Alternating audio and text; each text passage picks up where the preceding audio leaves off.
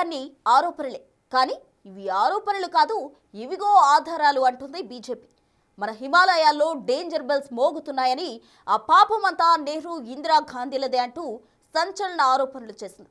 ఇంతకీ హిమాలయాల్లోని నందాదేవి పర్వతాల్లో ఓ అణుబాంబు మంచును కప్పుకొని ఉందా? ఇప్పటికే అది తన ప్రభావాన్ని చూపడం ప్రారంభించిందా? అసలు బీజేపీ ఆరోపణలేంటి? దానికి గల ఆధారాలేంటి?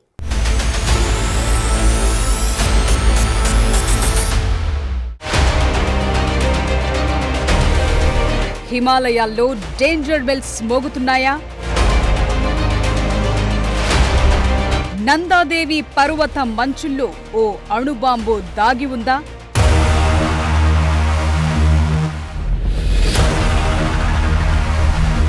సిఐఏ చేసిన నిర్వాకం ఇప్పుడు మనకు శాపంగా మారిందా?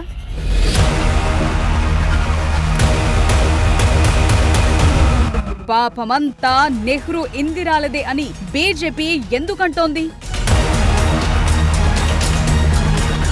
మాజీ ప్రధానులు జవహర్లాల్ నెహ్రూ, ఇందిరాగాంధీలపై ఇప్పటికే కుప్పలు తెప్పలుగా ఆరోపణలు చేస్తోంది భారతీయ జనతా పార్టీ. ఇప్పుడు సరికొత్త ఆరోపణను తెరపైకి తీసుకొచ్చింది బీజేపీ. ఆ పార్టీ నేత నిషికాంత్ దూబే ఓ సంచలన పోస్టు పెట్టారు.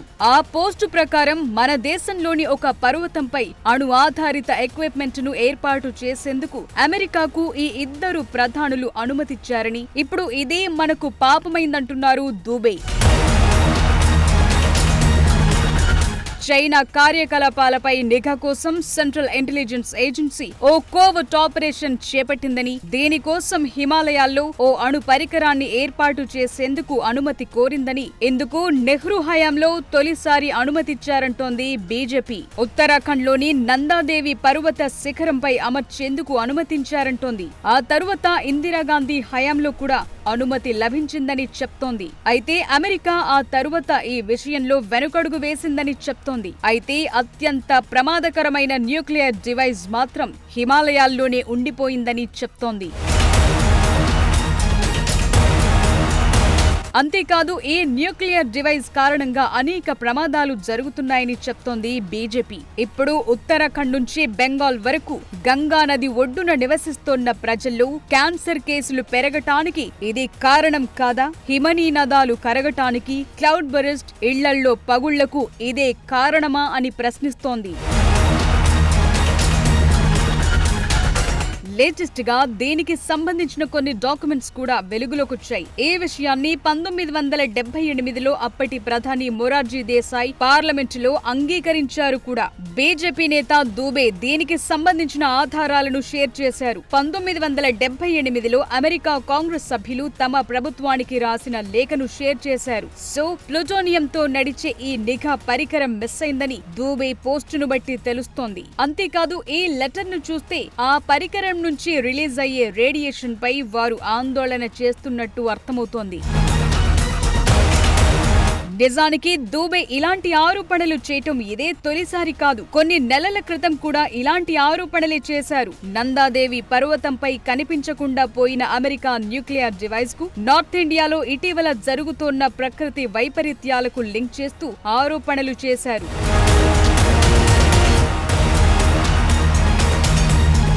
నిజానికి ఈ పంచాయతీ ఇప్పటిది కాదు, 1970ల నుంచి నడుస్తోంది. అప్పటి నుంచి భారత్ లో ఉన్న నేతలు ఆరోపణలు చేయటం జరుగుతోంది. దానిపై కేంద్రం మౌనం వహించటం, అమెరికా ప్రభుత్వం తిరస్కరించటం జరుగుతూనే ఉంది. ఇప్పటి వరకు ఈ పంచాయతీ అయితే తేలలేదు. కానీ ఇప్పుడు బయటకొచ్చిన డాక్యుమెంట్స్ ను బట్టి చూస్తే ఈ వ్యవహారం నిజమే అనిపిస్తోంది.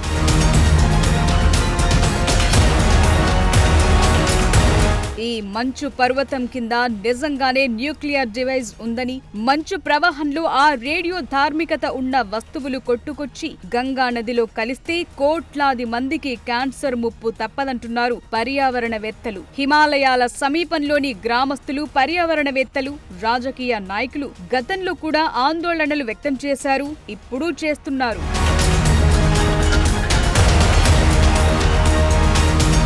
ప్రస్తుత పరిస్థితులను చూస్తుంటే ఈ వ్యవహారం మరింత ముదిరేలా కనిపిస్తోంది. పార్లమెంట్ సమావేశాల్లో కేంద్ర పెద్దలు మరోసారి నెహ్రూ, గాంధీలను టార్గెట్ చేయటం, అదే సమయంలో ఈ విషయంపై బీజేపీ నేతలు స్పందించడం చూస్తుంటే ఈ వ్యవహారంపై మరింత రాజకీయ రచ్చ జరిగే అవకాశం కనిపిస్తోంది.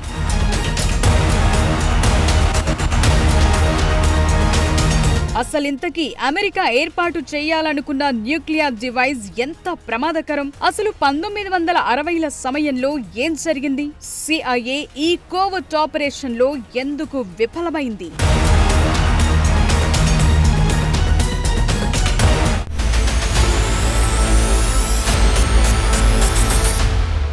ప్రపంచవ్యాప్తంగా ఎన్నో కోవర్ట్ ఆపరేషన్స్ నిర్వహించిన CIA అసలు హిమాలయాలు ఎందుకు చూస్ చేసుకుంది? 2 సార్లు ట్రై చేసినా తన టార్గెట్ను ఎందుకు రీచ్ కాలేకపోయింది? ఆ న్యూక్లియర్ డివైస్ ఎగ్జాక్ట్గా ఇప్పుడు ఎక్కడుంది? ఇప్పుడు మోదీ సర్కార్ ఈ విషయంపై ఏం చేయబోతోంది?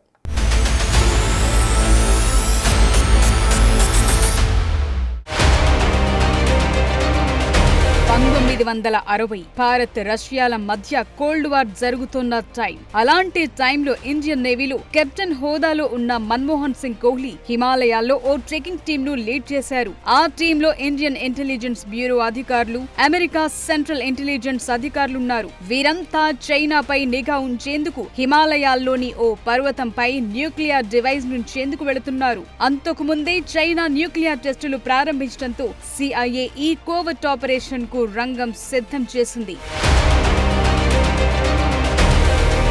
చైనా ఎలాంటి మిసైల్ లాంచ్ చేసినా సిగ్నల్ ను క్యాచ్ చేసేలా నందాదేవి పర్వతంపై ఓ 6 అడుగుల యాంటీనా నుంచాలి. ఇందులో చైనా మిసైల్స్ తో పాటు ఎలాంటి న్యూక్లియర్ టెస్టులు జరిపినా పట్టేసే సెన్సార్లుంటాయి. అయితే ఈ యాంటీనా నిరంతరం పనిచేయాలంటే నిరంతరం ఫ్యూయల్ ను మార్చాలి. కానీ అది దాదాపుగా అసాధ్యం కాబట్టి ఓ అణు ఆధారిత జనరేటర్ ను ఏర్పాటు చేయాలనుకున్నారు. దీనికోసం radio isotope thermo electric generator ను సెలెక్ట్ చేసుకున్నారు. అయితే దీనికి కిలోల కొద్దీ ప్లూటోనియం అవసరం. Radio isotope thermo electric generator అనేది రేడియో ధార్మిక పదార్థం నుంచి వెలువడే వేడిని ఉపయోగించి విద్యుత్ను ఉత్పత్తి చేస్తుంది. దీన్ని సాధారణంగా అంతరిక్ష ప్రయోగాలు లేదా సోలార్ పవర్ పనిచేయని మారుమూల ప్రాంతాల్లో విద్యుత్ ఉత్పత్తికి వినియోగిస్తారు. ఇది చాలా శక్తివంతమైంది. దశాబ్దాల పాటు విద్యుత్ను ఉత్పత్తి చేయగల సామర్థ్యం దీని సొంతం. అయితే ఇది అణుబాంబు తరహాలో పేలదు. ఇక్కడి వరకు బాగానే ఉన్న ఈ పరికరం దెబ్బతింటే మాత్రం దాని నుంచి వెలువడే రేడియేషన్ ప్రమాదకరమంటున్నారు నిపుణులు. ఇలాంటి డివైస్ ని తీసుకుని నందాదేవి పర్వతంపైకి ప్రయాణం ప్రారంభించింది టీం. మరో విషయం ఏంటంటే భారత్లోనే 2వ అత్యంత ఎత్తైన పర్వతం. అక్కడికి ప్రయాణం ప్రాణాలతో చెలగాటమనే చెప్పాలి. కానీ వాతావరణ పరిస్థితులు అనుకూలించకపోవడంతో జనరేటర్ క్యాప్స్యూల్స్ ను అక్కడే వదిలేసొచ్చారు.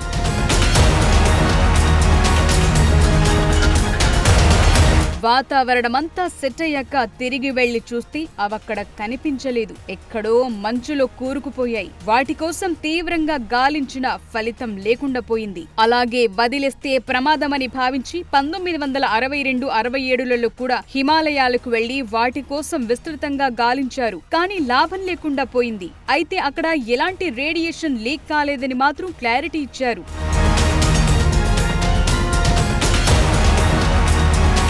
ఇది కోవర్ట్ ఆపరేషన్ కావటంతో అటు అమెరికా నోరు మెదపలేదు. విషయం బయటపడితే పరిస్థితులు అల్లకల్లోలంగా మారతాయి కాబట్టి భారత్ కూడా మౌనంగా ఉండిపోయింది. అయితే అప్పట్లో భారత్ బృందానికి నేతృత్వం వహించిన కెప్టెన్ మన్మోహన్ సింగ్ కోహ్లీ మాత్రం భవిష్యత్తులో ఏం జరుగుతుందో అనే భయాన్ని మాత్రం అనేక సార్లు వ్యక్తం చేశారు.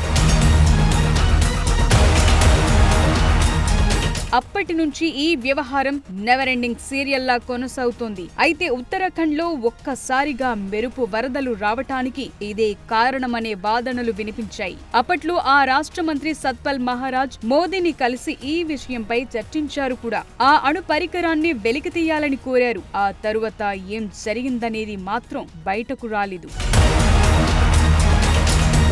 ఇప్పుడు మళ్లీ ఈ వ్యవహారం వెలుగులోకి తీసుకొచ్చింది బీజేపీ.